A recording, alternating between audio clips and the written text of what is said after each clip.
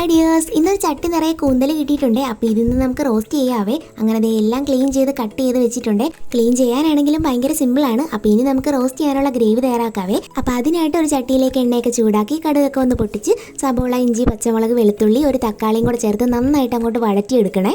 ഞാൻ ഫസ്റ്റ് ടൈമാണ് കൂന്തൽ റോസ്റ്റ് ചെയ്ത് നോക്കുന്നത്. മുന്നേ വറുത്തൊക്കെ എടുത്തിട്ടുണ്ട്, ആദ്യമായിട്ടാണ്. അപ്പോൾ എന്താവോന്ന് അറിയത്തില്ല.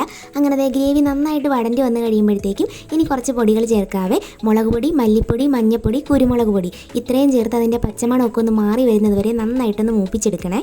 ഇനി നമുക്ക് ക്ലീൻ ചെയ്ത് വെച്ചിരിക്കുന്ന കൂന്തൽ കൂടെ ചേർത്ത് ആവശ്യത്തിനുള്ള ഉപ്പും കൂടി ഇട്ടിട്ട് കുറച്ച് മാത്രം വെള്ളം ചേർത്തിട്ട് അടച്ച് വെച്ച് ഒരു 5 മിനിറ്റ് ഒന്ന് തിളപ്പിച്ചെടുക്കണേ.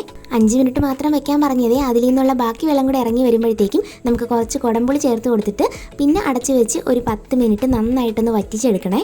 നന്നായിട്ട് വറ്റി എണ്ണയൊക്കെ തെളിഞ്ഞു കഴിഞ്ഞപ്പോഴത്തേക്ക് കുറച്ച് ഗരം മസാല അതിന് മുകളിലേക്ക് ആക്കിയിട്ട് മിക്സ് ചെയ്ത് കൊടുക്കുന്നുണ്ട്. ലാസ്റ്റ് ആയിട്ട് കുറച്ച് കറിവേപ്പിലയും കൂടി ഇട്ട് കൊടുത്താൽ കൂന്തൽ റോസ്റ്റ് ഇവിടെ സെറ്റാണേ. ടാറ്റാ.